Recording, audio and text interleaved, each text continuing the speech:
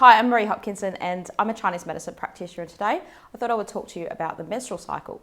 So if that's a turn off for you, if you're a man and you're like, oh, I don't want to hear about menstrual cycle. Everyone for himself! Okay, let's go! Better click off, you probably never clicked on this video.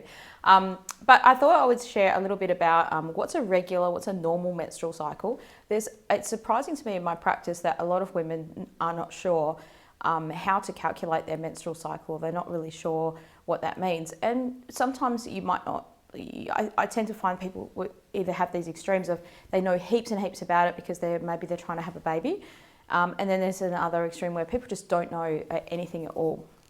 So what is a regular menstrual cycle, or what is your cycle is day one is the first day of your bleeding. That's the first thing to know. And then the last day, so if someone said I had a 28-day cycle, which would be in Chinese medicine a regular cycle or a normal cycle, then that would be the last day before you had the next lot of bleeding. So that your actual period, so if I've had some patients where I've asked them how long is your menstrual cycle, how long is your period? And they've said, oh, 7 days or 5 days, and thinking that we're talking about the bleeding. Now that's important as well. But when we say how long is your menstrual cycle, we usually mean how many days, like you'd say I have a 28-day cycle, which means day one is the first day you have the bleeding, and day 28 would be the last day before you had the next day one, the next bleeding.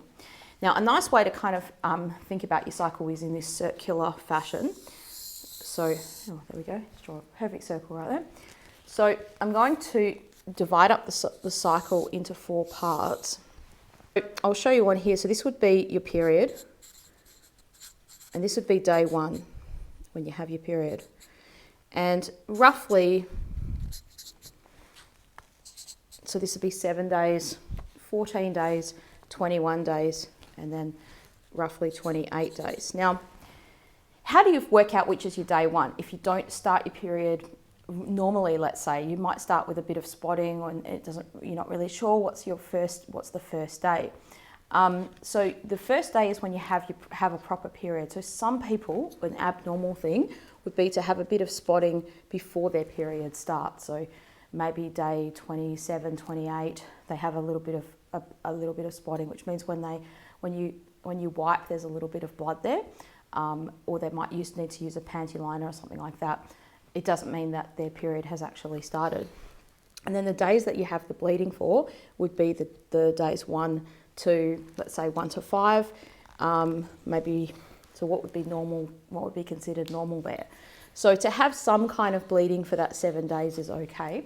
In Chinese medicine, we generally think that a normal period shouldn't be. So I'll tell you what a normal period shouldn't be, and then you can sort of work out what a normal period should be. So the amount of bleeding that you have shouldn't be what we call flooding or extreme or excessive or lots of clots in the period.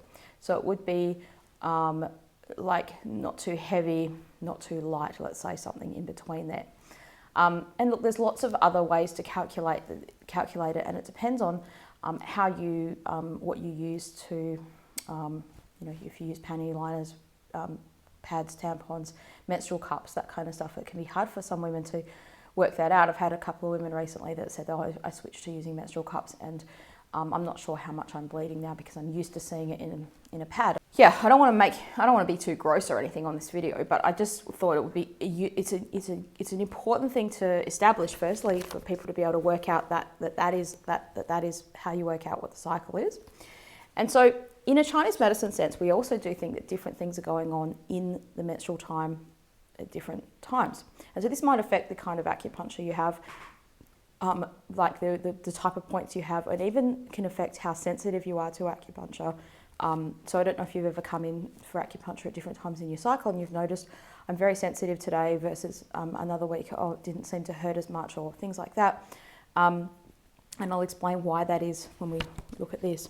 So you basically have your period time, and this is the time where you're losing blood, and it's more of the yang time of the cycle. So this top part here is the yang part, and this is more the yin part of your cycle, this second half. So in a way, it's kind of half yin, half yang. And so as soon as you've finished your period, your body starts to kind of build up that lining of the uterus again. So if you're not sure what even a period is, it's the lining of your uterus that's building up, thinking that, okay, maybe an egg will be fertilized and implanted in it, and then that would be used to nourish the baby. If that doesn't happen, then your body sheds that and then starts that process again. Now there's tons of other videos explaining it in a much better way, and you've probably learned this in health education or something like that as well. Also, the purpose of this is more to explain the Chinese medicine aspect of it. So you have your period, and that's the yang time, and then you go into this two weeks or half the month of yin time. So what that means is your body's building, it's nourishing, and what we would do in an acupuncture or a herb sense here is more build and nourish and that kind of stuff. And there are lots of different strategies with Chinese medicines as to what practitioners do. So some practitioners give patients particular herbs at different times of the cycle. Sometimes when you come in, if you've got a particular issue with your menstrual cycle, we might treat an aspect of that first with herbs or acupuncture, and then we look at maintaining or promoting what should normally be happening. And this is more showing you what should be happening, and we're kind of looking at promoting that or encouraging that and sustaining that, making sure that's healthy as it can be. And it depends on what your problem is or what your reason for coming and seeing a practitioner is. If you want to have a baby, then this is the first thing we look at is your menstrual cycle regular? Are there any imbalances there? So do you have a 28-day cycle? Now let's go into that bit. So after this time of yin, you go into this time of yang. And now this is where people experience the PMS or the premenstrual tension or premenstrual symptoms, or if you have a very extreme version of that, it can be even called premenstrual disorder. An actual disorder where people can have a mental health disorder just happening just before their menstrual cycle happens. Why does that happen in a Chinese medicine sense? So what should be happening now is you've had all this time of building, and now you've got this time of qi needing to move. So this is where your wood element, which actually regulates all of this, really kicks into gear now and kind of needs to move that. Now, if you already have the diagnosis in Chinese medicine of liver qi stagnation, most people find, women who have a cycle, would find that it's worse here. It's more prominent here, and that's what premenstrual symptoms are. So that can range from things like feeling emotional, feeling like angry and frustrated. Those are clear kind of liver qi or wood element aspect things. But also if you have hypochondrial area, so things underneath your ribs, pain there, tightness there, and tightness in your chest. And then for females, just touch the mic then. Your breasts can be feeling very heavy or distended. So breast distension, it really just means like a heaviness and a pain there. So some women's breasts can get so painful that if they even touch something, like they bang into a door or something like that, it can be very painful, or someone goes and hugs them, it can be really, really sore. And so that is because there's this stagnation of liver energy, and that wood element aspect, and it wants to move, it needs to be able to move, but it's not able to move properly. Good. Okay. So what's happened? So there's three things you can do around that time. If that's you're listening to this, you're thinking, yeah, Marie, I feel like I get premenstrual tension. I get really irritable or angry or frustrated or just emotionally and sad. Or sometimes you get things like headaches. Premenstrual tension can give people like headaches around the period time, or they might even get PMS pain, like if they had endometriosis or some kind of other disorder, or just dysmenorrhea, which is period pain. They might even get pain before their period even starts, like the week before or something like that. Or if they had, let's say they had endometriosis, they might even have pain all the way through, and then that pain just gets like heaps worse in that time. So there's three things you can do to keep your liver qi moving. One is exercise, two is singing, and three is laughing. Now, I've mentioned this before on different videos. And there's also some foods you can use to kind of help promote that smooth flow of liver qi and that wood element aspect. And so creativity, being in the flow of life and doing the things that you love and that kind of stuff, that all helps as well, because that's all relates to the wood element. So if you're going through a time where there's other stress happening, and then you get your period, or you're just getting that premenstrual time, you might find that it's even worse, or it's worse off. It's harder to manage the emotions of life. because of that as well. But let's say those things aren't happening. Sighing, so I'm sort of doing that now to kind of explain to you like that. That's a sign of your body trying to release that liver qi. Now, sitting a lot is not so great for your liver qi because, why is that? Because it squashes underneath, well, it squashes your abdomen, which pushes up your diaphragm, and it squashes your chest. So as much as you can standing, and sometimes you'll find people who get liver qi stagnation get a lot of tightness here in there. This is your gallbladder channels. That's why you get the headaches in those areas as well. So the shoulders, like feeling tired or tense or things like that, can be a big part of that. So doing the things that, I'm not saying you need to do an intense amount of exercise before your cycle, but you need to kind of just do regular exercise, whatever you would normally do. What I normally tell my patients is don't neglect to do that regular exercise then. Like you know, if that was the week you were going to miss going to the gym, don't do it then. Make sure you go those times. That's really important. You could go for a walk. You could do, you can do some stuff where, like, do some yoga, do some stretching, things like that. Can be good for that liver qi. Now, the things that's good for that is pungent foods. So spicy foods, right? But not too hot, not like a vindaloo where you're sweating and things like that. But pungent, spicy foods are good. So ginger is particularly really good. It's warm. It promotes that smooth flow. It moves. So cinnamon's good as well.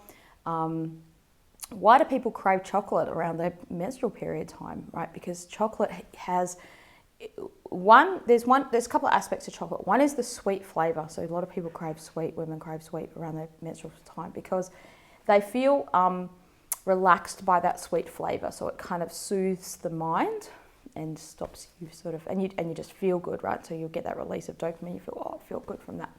But in a Chinese medicine sense, it's got this kind of moderating, smoothing effect, which just makes it relaxes you. And that's used in herbs as well. So in herbs, the best example of that flavor would probably be like what we call honey fried licorice. So licorice that's been processed with a honey. So the dried licorice root is then sort of processed with honey, and that gives it a different quality, and that makes it a lot more sweeter. And that, or dazao, which is the red dates. And so when you boil the dazao, it gets this really thick, syrupy kind of liquid. If you make a tea out of dazao, then that's what it does. So dazao's red dates, and red also has that affinity to your heart, and that's the other nature of sweet. It relates to your heart, your mind, so it helps relax you mentally. But then the other aspect of chocolate is the bitter nature. And that kind of helps sort of send things downwards. So it might take some of the agitation away from you, because bitter kind of has a downward moving effect on your body. So all the flavors in Chinese medicine have a movement, a way that they move. So the nature of wood, I'll go back to this little picture here, is in a spreading direction. So wood wants to spread, it wants to spread out in all directions. And that's what pungent does. Pungent moves, spreads. So cinnamon, ginger, coriander, garlic, those kinds of pungent aromatics. So things when you smell them, they smell pungent.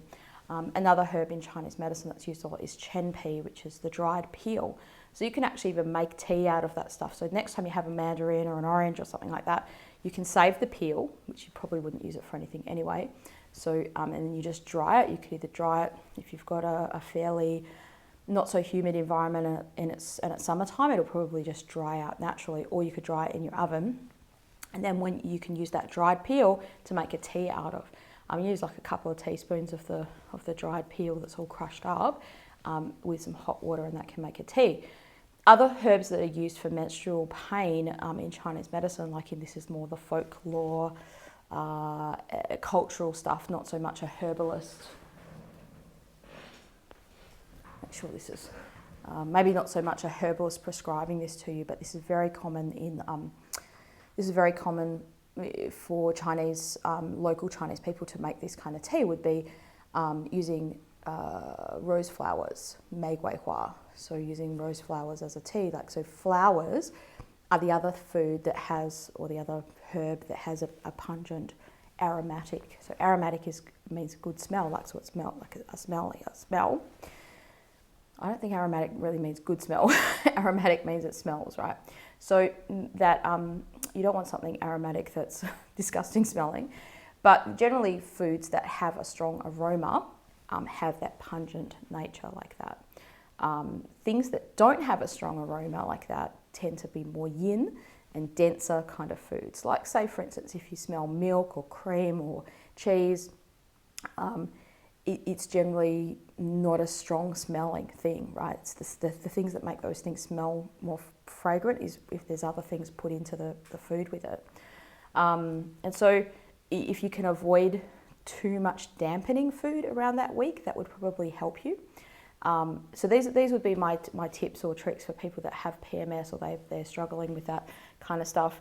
So you want to promote that smooth flow of energy, smooth flow of liver chi in that time. So if you're not very fit and you're watching this and you're thinking, oh Marie, I'm not really an exerciser, I'm not very fit, I wish I was, I wouldn't go and just bang away exercising every day, there. But you could go for a walk. That would be a good place to start. You could, go for a walk around the block, and then go for a walk to the park. Like enjoying nature is another good thing to do. And try to do a standing station where you work. So I do that when I'm doing a lot of work. Like one of my jobs, I teach Chinese medicine, and then I have to do heaps of marking sometimes. So what I'll do is I'll make a little standing station so that I'm not sitting all the time, because sitting kind of squashes your energy. So if you've got a job where you can move around, you can sit a bit, stand a bit, walk around a bit, that's perfect. But sometimes we don't have that luxury, or we just don't have that opportunity to do that. And you can try to make your own opportunity. Maybe approach your boss or something like that and say, hey, could we get a standing station at work? You might not use it every day, or you might use it for a couple of hour day, or if you have to take a phone call or something like that, try to stand up to do a meeting, kind of standing up. So stuff like that is better than sitting all day long. So I hope this video has been useful and helpful to you, and if it has, please leave a comment below. I'd love to hear your thoughts on this topic. And I hope it's helped you understand your menstrual cycle in a Chinese medicine way.